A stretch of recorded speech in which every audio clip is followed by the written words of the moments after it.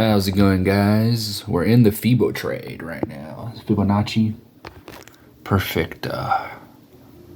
Boom, boom. Perfect Fibonacci retracement. The big picture's over here on the Euro US dollar.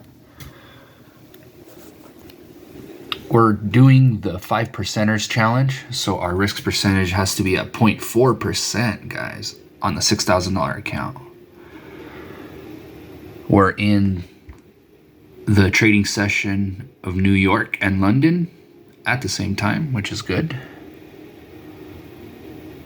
So we'll see what happens here. When it reaches down here, I'll point with my mouse. When it reaches down here, where's my mouse?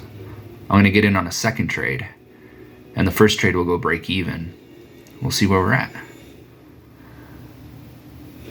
So far, we've made $95.70 in profit on the $6,000 account using the 5%ers challenge, and it's only been day 4, so I think we're gonna reach our target. Our target of 375. I have it down here. We'll see what happened, guys.